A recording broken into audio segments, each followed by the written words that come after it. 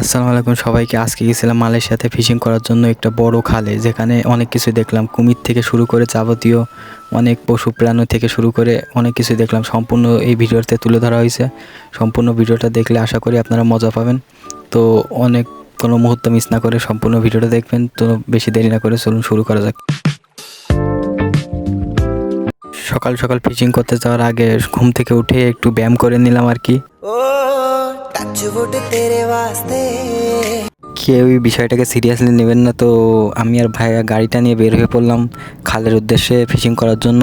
মূলত মাছ ধরার জন্যই যাচ্ছি আর কি। আর ওখানে গিয়ে যা যা দেখলাম সম্পূর্ণ ভিডিওতে দিয়ে আসে। এখানে পৌঁছানোর পর যাবতীয় টোপ থেকে শুরু করে ফিশিং করার বড়শি সব কিছু বের করলাম আর কি।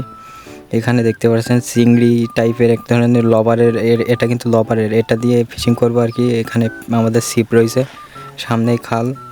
তারপরে আমি আর ভাইয়া হালকার উপর একটু নাস্তা করে নিলাম আর কি। সকালে কিছু খেয়ে যায় না, ওখানে রুটি নিয়ে গেছিলাম, ওটা দিয়ে একটু নাস্তা করে নিলাম আর কি। খালি পেটে তো আর মাছ ধরা যায় না। আপনারা আশেপাশের পরিবেশটা দেখতে পারেন কতটা সুন্দর, আর খালটা অনেক বড়। মালয়েশিয়ার ভিতরে অনেক লোকই এখানে মাছ ধরতে আসে। তো মালয়েশিয়ানরাও আসে, এমনকি বাংলাদেশিরাও আসে। বা মালয়েশিয়াতে অনেক দেশের মানুষ থাকে, সবাই প্রায় আসে এখানে সময় কাটানোর জন্য আসলে আসে আর কি।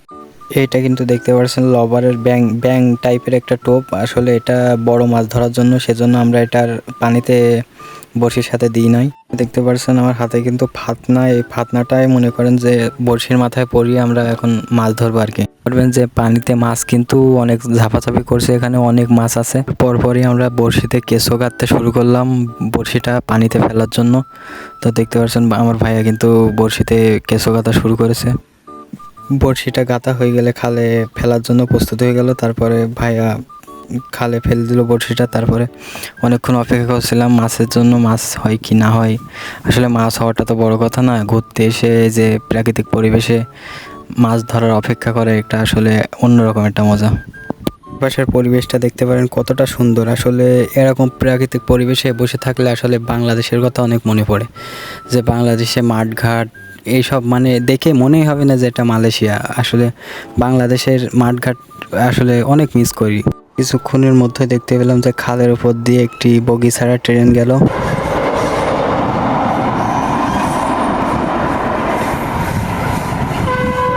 আসলে আমি আশপাশে একটু ঘুরে ঘুরে দেখছিলাম, হঠাৎ করে দেখলাম যে এখানে কঙ্কালের মতো দেখতে একটা জোকার টাইপের পুতুল। আমি খালের রাস্তার উপর থেকে ছোটোখাটো একটা শ্যুট নিচ্ছিলাম, ওখানে চেয়ারে বসে বসে। দেখতে পাচ্ছেন মাছ ধরা হচ্ছে, আর আশেপাশের খাল কতটা সুন্দর প্রকৃতি। সোজা একটা রাস্তা চলে গেছে আর কি। মানে খালটা অনেক বড়, দেখতে অনেক বড়। কিছুক্ষণ পরে দুইটা আইসক্রিম কিনলাম আর কি। পাশে একটা পাকিস্তানি ভাই গাড়িতে করে আইসক্রিম বিক্রি করছিল, ওখান থেকে আইসক্রিম কিনলাম।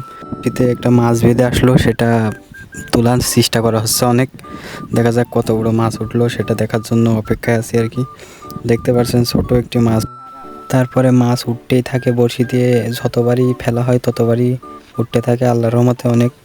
তারপরে হঠাৎ করে পানিতে তাকিয়ে দেখি দূরে একটা কুমিরের মতো দেখতে একটা প্রাণী যাচ্ছে। তো আমি প্রথমে ভেবেছিলাম ওটা কুমির, কিন্তু না, ওটা হচ্ছে পানিতে চলে এক ধরনের গুড়হেটকেল টাইপের আর কি।